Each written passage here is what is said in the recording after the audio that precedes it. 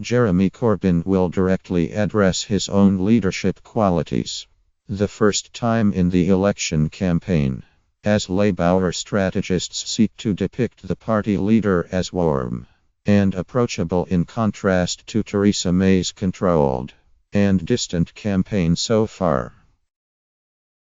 The Labour leader will tackle the issue head-on following a series of personal attacks from Theresa May and Boris Johnson.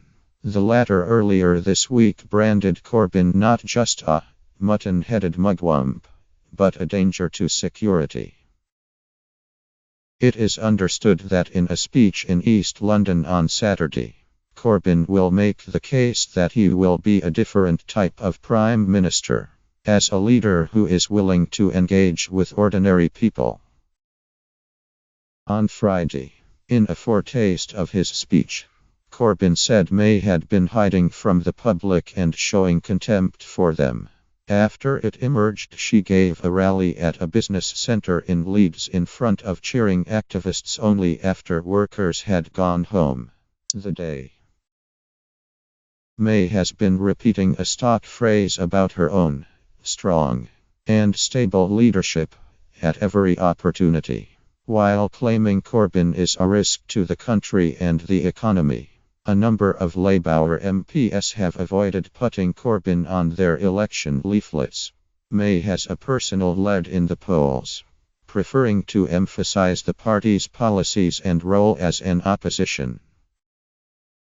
But aides to the Labour leader believe the public will be won round the more they are exposed to Corbyn's warmer and more collegiate style as the Conservatives seek to make the campaign all about May's image as Prime Minister. Corbyn will also stay away from personal attacks on May, even though she has repeatedly attacked him, believing this is another dividing line between his own approach and that of the Tories. In a bid to make the election about principles, Labour will try to stress Corbyn's record of being on the right side of arguments in the past, including the Iraq War, the dominance of the banks that led to the financial crisis, privatisation within the NHS, the Private Finance Initiative, FI, and the sale of council housing that contributed to the housing crisis. During his campaign event in London, Corbyn will frame the general election as one will define our times more than any other because of the Conservative approach to Brexit. Make no mistake, a Brexit for the few is now brewing, he will say. One where any money saved is handed out as tax cuts to the super rich and their corporations. Where new trade deals with the US and elsewhere are used to drive down our working conditions and environmental and food standards.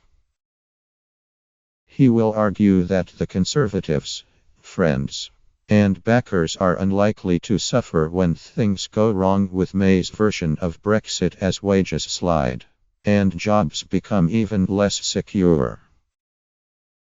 Corbyn will go on to issue a plea for people to register to vote by 22 May, especially younger people who are usually less likely to sign up or cast their ballot on the day.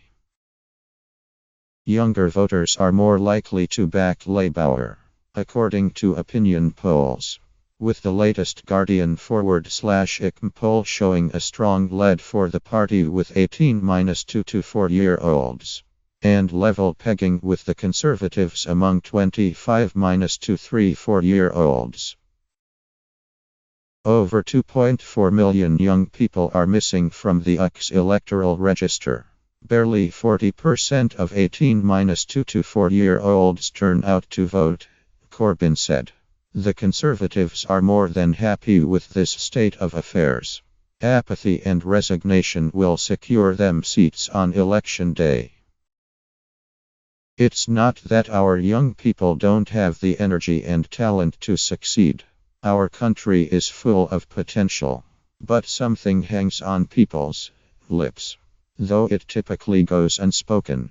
It's the unheard story of why so many of us are scaling back our hopes. and dreams in favor of just getting by. It's the reason why this country is unable to unleash its potential. He will call on voters to not let the Conservatives hold you back, or hold Britain back. May will hold a campaign rally of her own on Saturday, heading to Scotland in a sign the party is going after a handful of SNP seats. The Conservatives are expecting to outperform Labour north of the border, and will be targeting seats such as Moray, which is held by SNP leader Angus Robertson and has not been Tory since 1987. At the rally, May is expected to say, "My message to the people of Scotland today is clear. If you vote for me, it will strengthen my hand in the Brexit negotiations. It will strengthen the Union, strengthen the economy, and together the UK and Scotland will flourish. Because when Scotland is flourishing, the rest of the United Kingdom is flourishing too." Earlier, the Prime Minister was criticised for avoiding workers at a business centre in Leeds, as she claimed the Conservatives were a threat to seats in Labour's Northern and Midlands heartlands. Rick Kendall, who is based in the building, said he had been looking forward to hearing May speak, though he said he was not a Conservative supporter. "I found this deeply disappointing," he told The Guardian. "I had no plans to vote for Mrs. May, but am well aware of the positive effect seeing a speech in person from such a powerful, motivated public figure can have. I had a similar opportunity with both David Cameron and Gordon Brown when I worked in radio, and it was very inspiring." Instead, he said, the visit occurred when none of the occupants were in the building. Apart from some staff supervising the event, there were no locals in the building other than some staff and an invited congregation of well-dressed Tories, he said. Hare Hills as a community was not represented or addressed.